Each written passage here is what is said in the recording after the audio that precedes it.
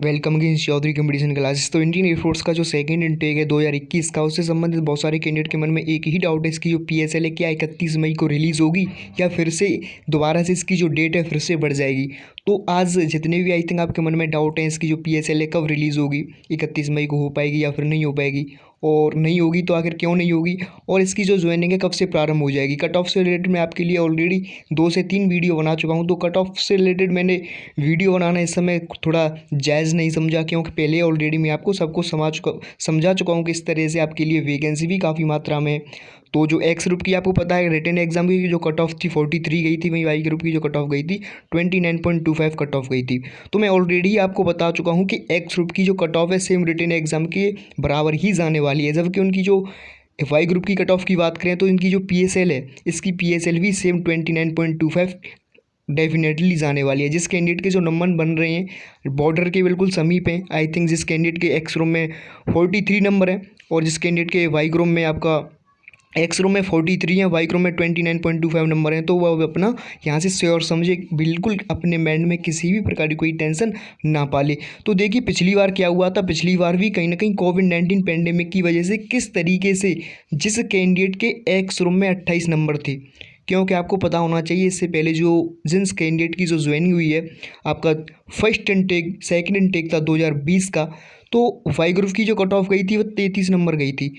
तो कैसे किस तरीके से उन सभी कैंडिडेट क्वालिफाई करेंगे, अर्थात वो अब फिलहाल में देखा जाए तो जिस कैंडिडेट के जो नंबर थे उनको सेलेक्ट किया कर लिया गया था, लेकिन जिस कैंडिडेट के नंबर बॉर्डर के बिल्कुल समीप थे, अर्थात जिस कैंडिडेट के 28 नंबर थे एक्स रूम में, वाई ग्रुप में थे 33 नंबर, सेकंड इनटेक 2020 की बात कर रहा हूँ, जब उनकी पीएसएल रिलीज़ की गई तो उस कैंडिडेट उस पीएसएल में उस कैंडिडेट का नाम तो था, लेकिन जब एनरोलमेंट लिस्ट आई तो उसमें कहीं ना कहीं नाम भी था और किसी कैंडिडेट का नाम नहीं था, तो स्टैंड बाई में रखा गया था, उस कैंडिडेट का स्टैंड बाई क्लियर नहीं हो पाया था। लेकिन वह किस तरीके से सभी कैंडिडेट जिस कैंडिडेट के जो पीएसएल में नाम दिए गए थे किस तरीके से अपना सब कुछ क्लियर कर गई, और इंडियन एयरफोर्स देखिए कहीं ना कहीं कोविड-19 पेंडेमिक की वजह से इन कैंडिडेट को फ़ायदा मिला था। तो कहीं ना कहीं क्या पिछली बार का देखिए जिस तरीके से पैटर्न चल रहा है सेम पैटर्न चल रहा है, आपको पता होगा इस बार का जो फर्स्ट इनटेक है 2022 का उसका भी एग्ज़ाम अभी तक नहीं कराया गया है और इसका भी कोई शेड्यूल नहीं है। आप इंडियन एयरफोर्स की ऑफिशियल वेबसाइट पर भी जाकर देख सकते हैं, अभी किसी प्रकार का कोई नोटिस देखने को नहीं मिला है कि इंडियन एयरफोर्स का जो फर्स्ट इनटेक है 2022 का उसका एग्ज़ाम कब होगा। तो कहीं ना कहीं जितना लेट इसका एग्ज़ाम होगा उतना ही फ़ायदा इस कैंडिडेट को मिलने वाला है जो आपका सेकेंड इनटेक है 2021 का। अर्थात जो कैंडिडेट यहाँ से जो स्टैंड बाई में आएंगे तो वो क्लियर करेंगे, कैसे करेंगे इससे संबंधित मैं आपके लिए वीडियो बना दूंगा। जो कोई कैंडिडेट ये कमेंट में आकर बोलेगा कि किस तरीके से वो कैंडिडेट क्लियर कर गए थे जिन कैंडिडेट के जो नंबर थे सेम रिटन एग्ज़ाम के लेवल के थे, अर्थात एक्स रूम में 28 नंबर थे, वो भी आज आपका ट्रेनिंग कर रहा है, और जिस कैंडिडेट के वाई ग्रुप में 33 नंबर थे, एज वेल एज आपका जो कट ऑफ गई थी आपकी रिटन एग्ज़ाम की सेम ही रही थी, और आपका वाज ज्वाइनिंग पर हैं और आपका ट्रेनिंग कर रहे हैं। तो किस तरीके से क्या प्रोसेस है, तो आज 29 मई है और कल 30 है और आपकी 31 मई परसों होने वाली है, अर्थात आपके आफ्टर 2 डेज़ आपकी पीएसएल रिलीज़ कर दी जाएगी, ये डेफिनेटली श्योर है। देखिए पिछली बार मैं आपके लिए बताता रहा था आपकी जो पीएसएल है 30 अप्रैल को आ जाएगी, 30 अप्रैल को आ जाएगी, लेकिन कहीं ना कहीं कोविड-19 पेंडेमिक की वजह से आपके लिए जो परिस्थितियाँ थी अनुकूल नहीं थी, लेकिन कुछ ना कुछ अब सुधार हुआ है। तो इस वजह से आपकी जो पीएसएल है इस बार आने के चांसेस आपके बिल्कुल 100% हैं। तो कहीं ना कहीं आपके लिए ये 2 दिन का समय है। देखिए जब आपका जितना समय नज़दीक होता है कहीं ना कहीं आपकी जो दिल की धड़कन होती है उतनी हाई होती जाती है। तो आप 2 दिन वेट करें, आपकी परसों पीएसएल रिलीज़ हो जानी है जो डेफिनेटली श्योर है। देखिए जब मैंने इसका एनालिसिस किया तो केवल मुझे एक ही इसमें नेगेटिव पॉइंट मिला कि आखिर इसका रीज़न क्या हो सकता है यदि रिलीज़ नहीं होगी। तो देखिए तो डेफिनेटली श्योर है कि आपका 31 मई को ही रिलीज़ हो जाएगी, क्योंकि आपको बताना चाहिए पिछली बार भी सेम ऐसा ही पैटर्न देखने को मिला था। आपकी जो पीएसएल थी 30 अप्रैल को रिलीज़ होनी थी, लेकिन 31 मई को रिलीज़ हुई थी। तो आप यहाँ से देखेंगे तो इसमें केवल हमको एक ही नेगेटिव पॉइंट देखने को मिला है।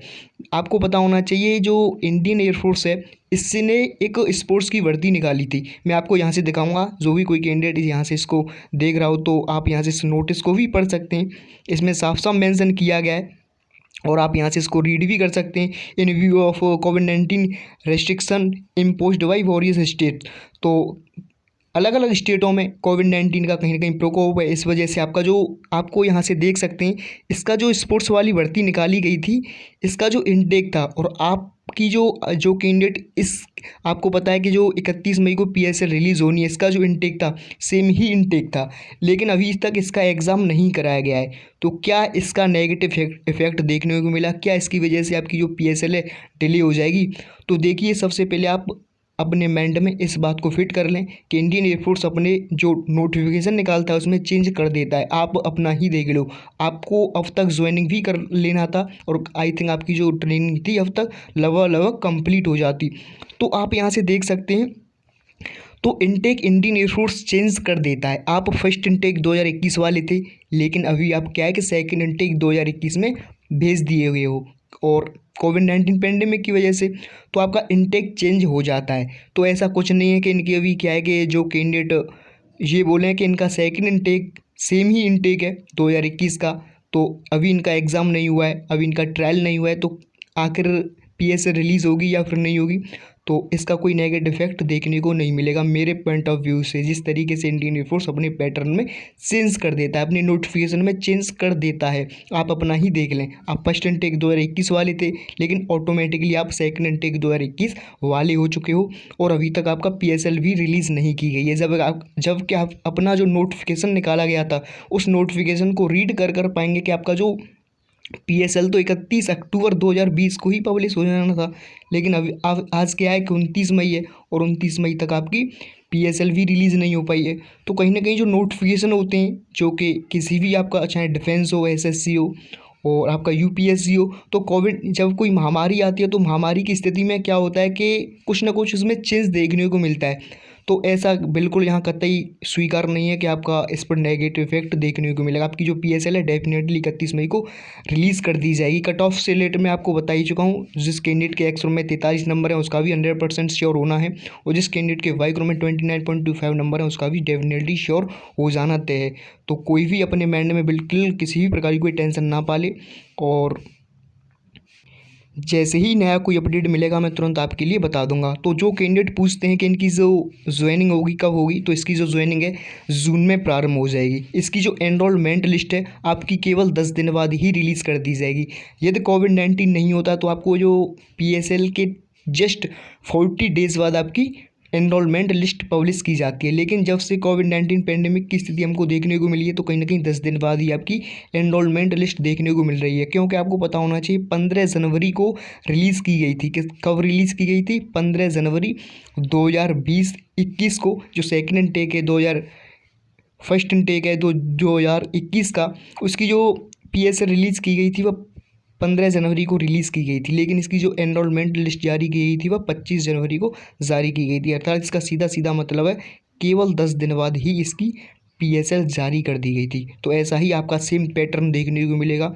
31 मई को पीएसएल रिलीज़ कर दी जाएगी और 10 जून को आपकी एनरोलमेंट लिस्ट डेफिनेटली आ जाएगी। तो एनरोलमेंट जब आप कर दिए जाते हो तो आपको पता होना चाहिए केवल 10 से 15 दिन बाद आपकी ज्वाइनिंग स्टार्ट हो जाती है।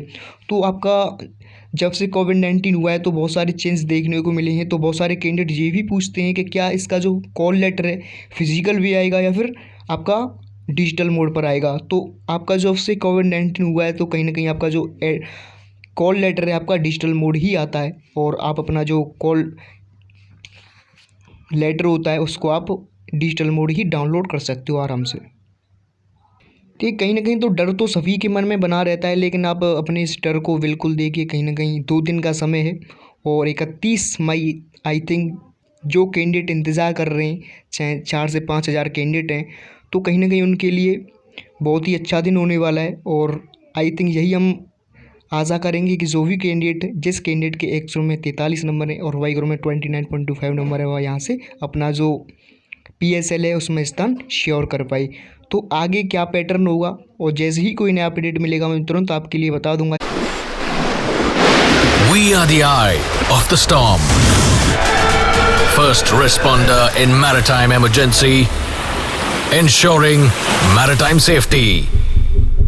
Always on standby. Vulture, Falcon 2-1. Checking in. Flight of 2.